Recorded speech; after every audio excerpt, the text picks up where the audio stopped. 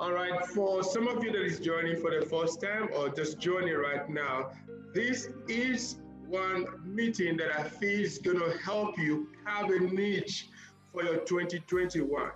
I purposely and I was very thoughtful when I came up with this theme, Gear Up for 2021.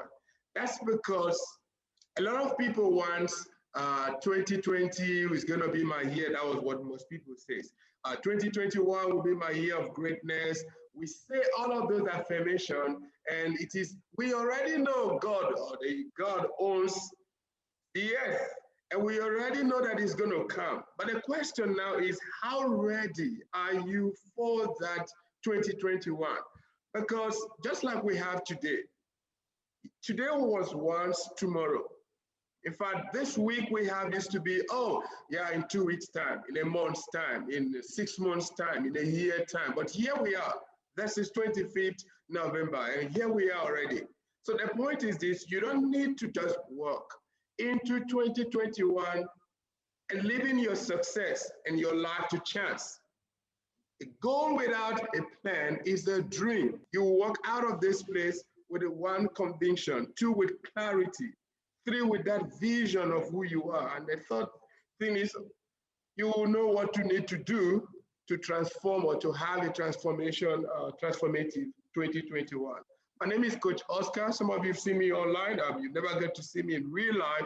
I'm a coach and a speaker. I go by, I'm a transformational coach. My background is in finance.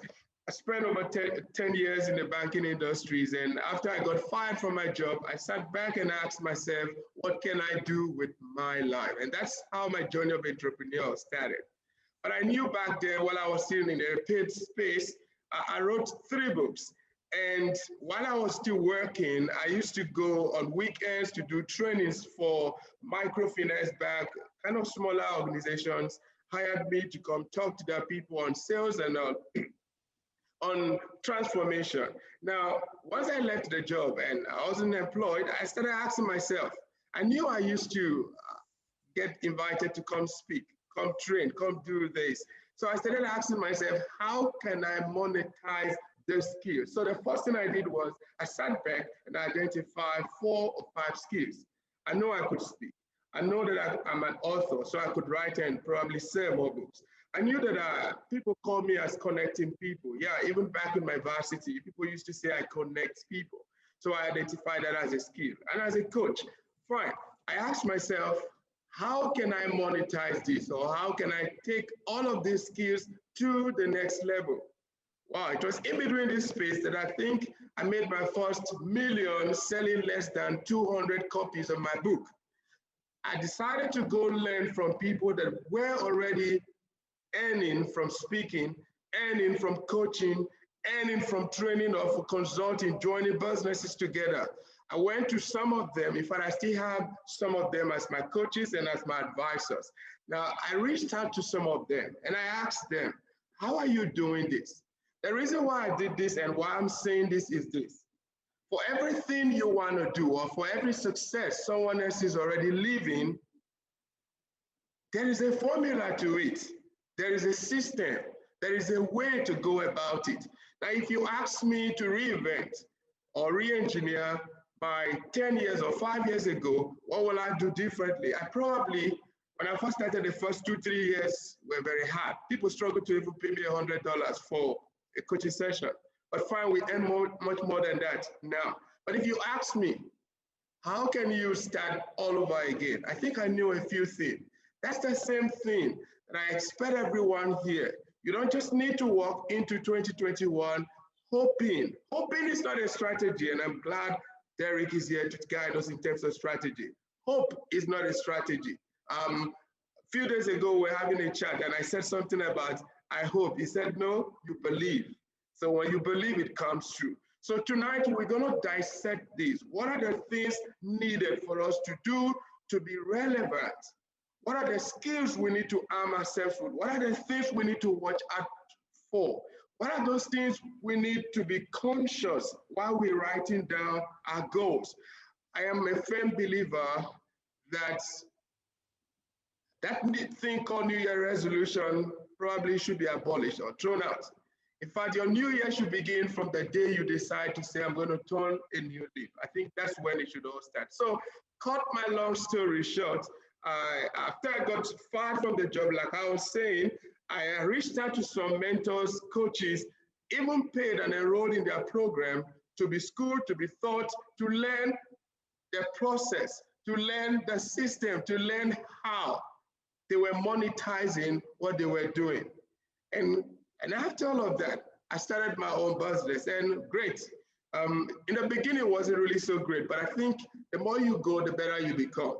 And it's getting even more better. So here's 2021 coming for us. How prepared are we? I'm going to send it or take it back to our panelists. Panelist number one, Mr. Derek. You've seen what we're here for, here on for 2021. And we know that a plan without a goal without a plan is just a dream. Tell us, just you have 5 minutes to take us through about goal planning, setting up systems, structures, processes, and what have you. What is it that you think are important for one to get ready or prepared for the new year coming? Thank you, Oscar. I was hoping that Leon and Barry was first, so that I could hear what they're saying and fill in the gaps. So, all right. So basically, I think that writing a goal, visualizing a goal, setting the goal, I think those are mainstream things. These are things that are easy to do. So for me, that's the middle part. I'm not going to talk too much about that. For me, I thought that maybe I could add value to your session here by talking about how it begins and how it ends, and then not touching too much on the middle. So the beginning, I think, is where the real problem is. That's where people fail. They fail before they write the goal because they don't understand. I think that word "understand" is the key when you want to create a great plan or goal or strategy. You've got to understand a number of things.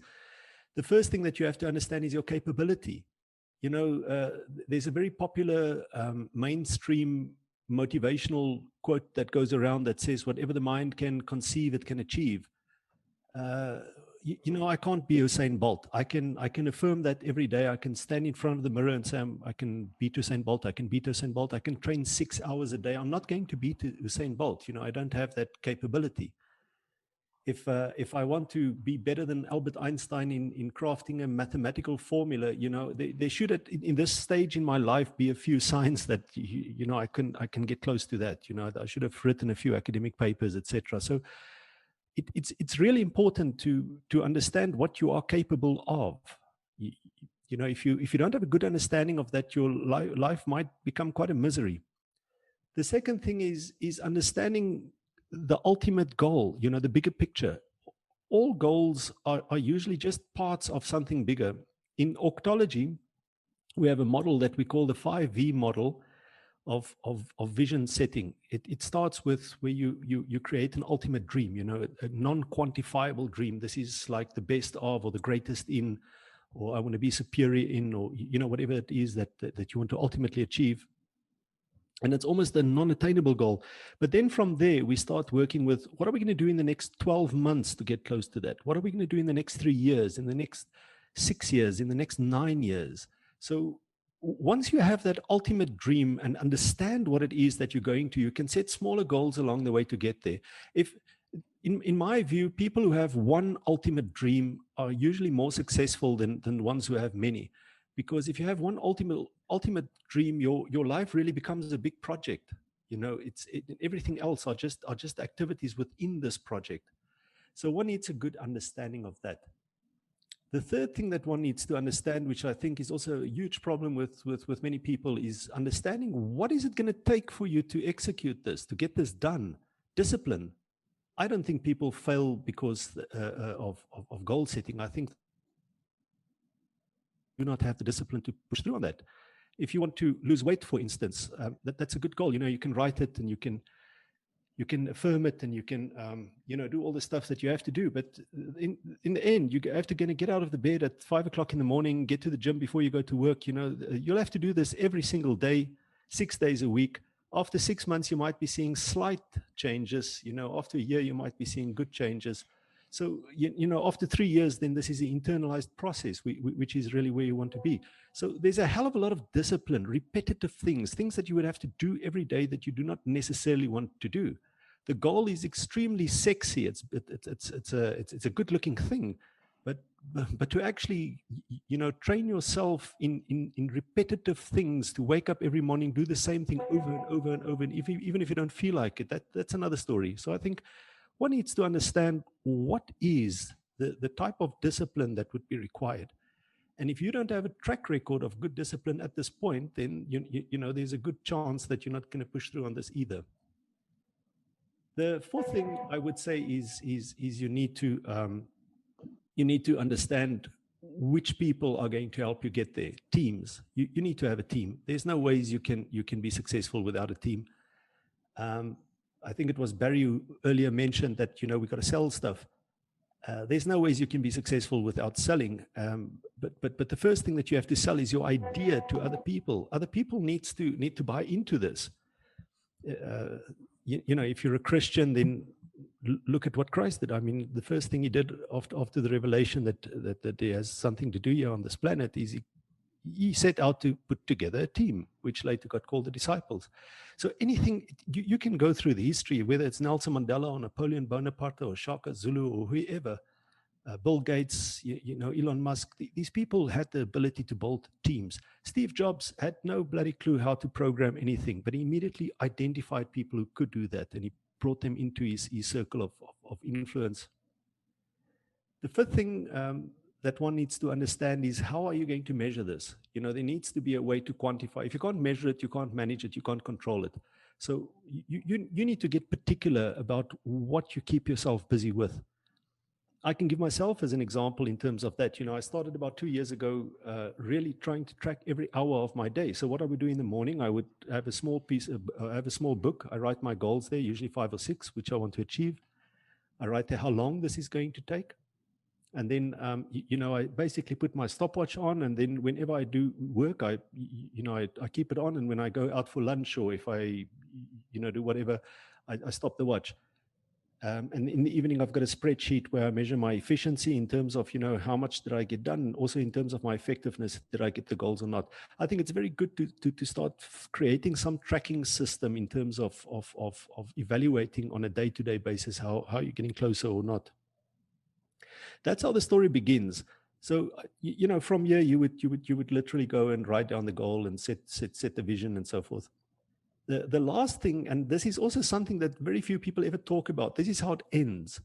It ends if something that you set out to do becomes an internalized process. In optology, normal means internalized process. So when you set out to lose weight, for instance, and you do this, you need to now internalize a process that's going to keep you there for the next decade or so. Whatever it is that you do, whatever skill it is that you've learned, whatever it is that you've achieved, you know, it has to turn into a process. It has to turn into something that's automated in your mind. And I think this is really one of the most difficult things. I see a lot of people losing weight. I see a lot of people achieving stuff, you know, getting fit. People studying and passing exam, but they can't maintain that. So they don't keep it sustainable because they didn't turn it into an internalized process. Well, Oscar, I think I've overstepped my 5-minute boundary there, so I'm going to stop here. All right. No, thank you so much, Derek. I think I really got a whole lot of points you made here, but let's get the lion talk. Mr. Leon, we're talking about gearing up for 2021. And we know that, like Mr. Derek says, affirmation alone is not enough. So how, in your way, do you think one needs to go around this thing called goal setting and getting ready for, might not necessarily be next year, 2021, it could be on any project, any plans you have at hand. Derek, sorry, Mr. Leon, is over to you. So yeah, thanks, Oscar.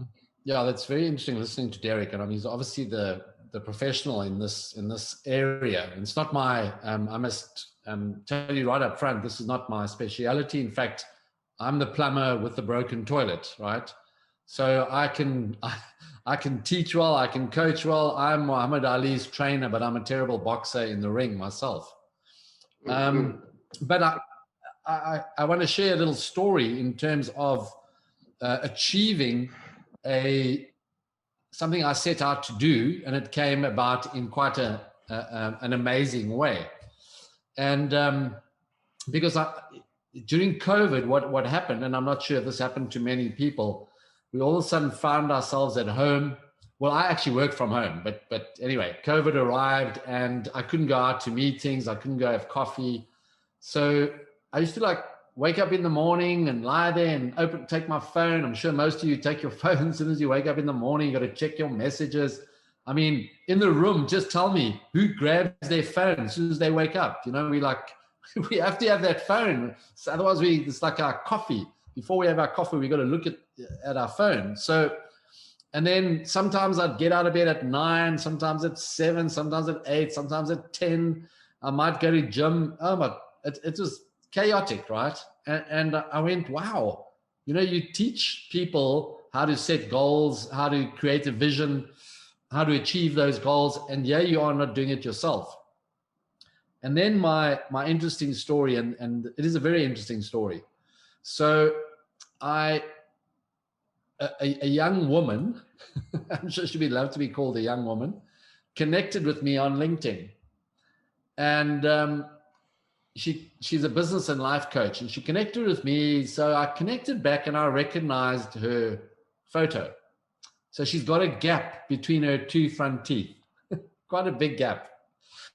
And I saw her and I said, I know that girl. I know her from 30 years ago. And I actually liked her 30 years ago. So I connected back and I said, Sharon, is that you? She didn't know who I was. She just connected with me because of my profile.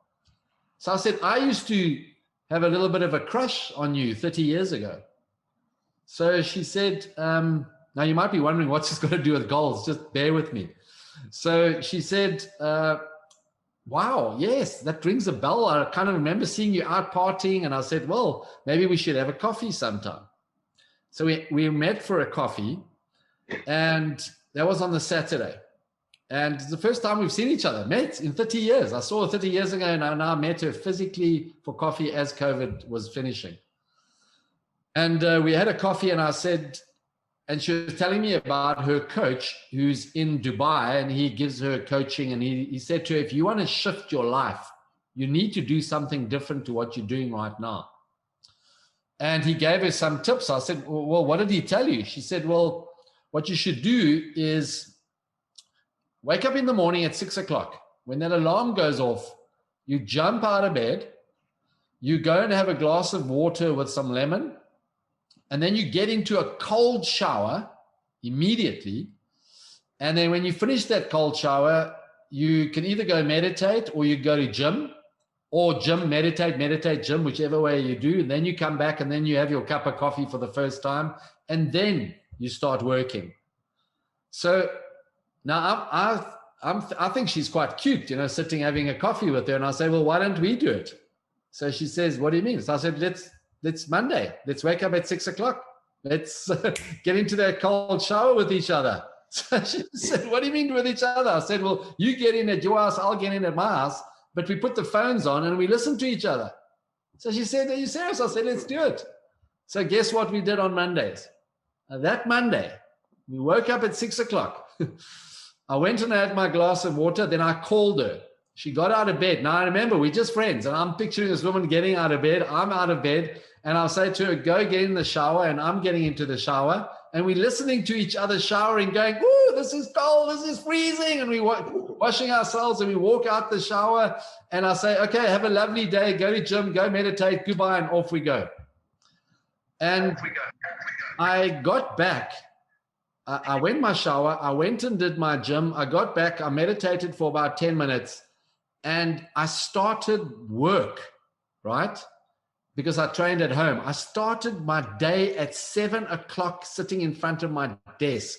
I had all of a sudden given myself 3 more hours per day, just because I had started with a goal of getting up, going for that shower, having a glass of water with lemon, doing my exercise, meditating, and sitting down at my desk.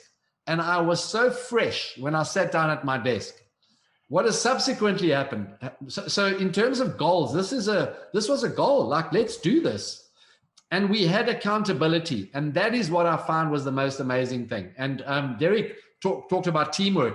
Well, yeah, with a complete stranger, we started showering together at 6 o'clock in the morning. And we've continued that. We've been doing it for about 3 hours. And within 4 weeks of showering together, when I say together in our separate homes, we are now partners, by the way. We are boyfriend and girlfriend. Okay, so there's the happy ending. And yet we still wake up at 6 o'clock and have our showers and go and do our exercise. But my whole life has changed because that was my goal. I decided this is what I'm going to do. But now it's keeping it going. But now I look forward to that shower. I can't wait to get into that shower because it wakes me up. I go to gym and I've got 3 more hours a day. So in terms of goals and stuff, I think the accountability here to me, and here's the interesting thing. If we had a little argument or something the day before, that morning, we would not shower because we're not talking to each other. So we won't shower. And all of a sudden I went, well, if she's not getting up, I'm not getting up. And I realized how powerful it was to have an accountability partner. So if I can give any advice here in terms of just at the beginning, is decide on something and you have to implement it. That's the most critical element, and get yourself an accountability partner, and you might even end up with a girlfriend. Thank you so much, Leon. I think that story, I'm going to come back to that story later. You said you're showering from a different homes, right? From different homes. And we will listen to each other in the shower. I have to be clear on that. We have to make that very clear before someone else will misinterpret what you just said. But anyway, I think I love the accountability part, and I was actually going to ask questions regarding accountability. But thank you, you've raised that up. All right, let's give Mr. Mitchell your time to really talk to us about goal setting. Remember, the whole essence of this bootcamp is one, to help people to learn something new, and along the line, we'll be on learning what they thought they knew, then try to relearn so that it could launch into the future. Mr. Barry, what is your take about goal setting into the new year or looking at a new project? Awesome, Oscar. So what I'm actually going to do is I'm just going to link into some of the things that Leon and Derek talked about and try to create some flow within where we're going. So I just want, Leon, I love the story, and I want to kick this off when it comes to goal setting. What I see with a lot of people, you want to know that you're definitely going to get the end results.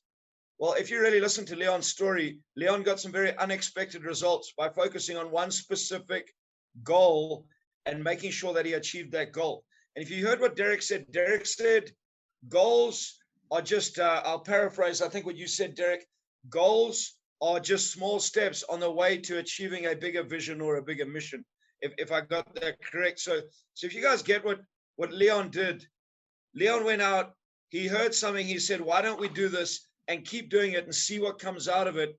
And if you get what came out of it, he got a new girlfriend, he got 3 hours extra every single day, he got an accountability partner. But right in the beginning, if you ask Leon, I'm going to hazard a guess that he was might have had a few little expectations, but nothing like turned out after 4 weeks.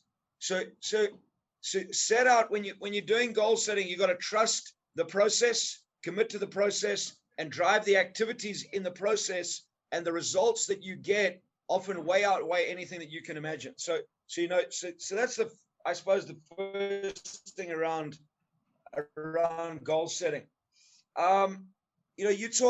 Derek, you talked about the ultimate dream. One of my coaches, a guy called Mac Newton, who was he's one of 2 men in the world that have ever won the World Series ring for baseball and the Super Bowl ring for football. He was the conditioning coach for the Oakland A baseball team and the Dallas Cowboys. And Mac Newton said this. He calls it your most definite purpose. And that I love that idea of the ultimate dream, your most definite purpose. The more clarity, what I've found is the more clarity I have in why I'm on this earth, the more clarity I have in what my mission and my purpose is, the more clarity I have around creating goals. If the more clarity I have on my purpose, the more clear I become on whether those goals are going to serve my purpose or not serve my purpose. And I just think too many people these days have an idea of what they want, but are not very sure of what they want. You know, if I was to ask all of you on this platform how clear you were in your goals, what I find with a lot of people is they say, I want more money. Well, what does that mean? How much more money? When do you want that money? What is that? Where do you want? So a lot of people are sort of going after these sort of ambiguous type of goals that have no clarity around them. Both of you talked about the team, the level of accountability. One of my pet hates in this world is people that claim I'm self-made. I don't believe in a self-made anything. I believe in teamwork. I believe the mere fact that you're on this call, all of you on your journey to go somewhere else, does not mean you're walking it alone. You've got to, in goals, you've got to get the discipline and you've got to get the accountability. But the better your team is around you, the better the advisors you have, the better the team players you have on your team, the better you will make it in life. So ask yourself this question: who's on my team? Who can hold me accountable? Who is going to give me the advice that I need? And importantly, the advice that I need, not the advice that I want. I find a lot of times when it comes to goals, people have a goal and then they seek people to give them the advice they want to justify the goal that they want, rather than actually getting good, honest feedback. Like, look, it will work if you do this, or if you do that, or you'll have to do it in a different way. A lot of people don't want to be challenged.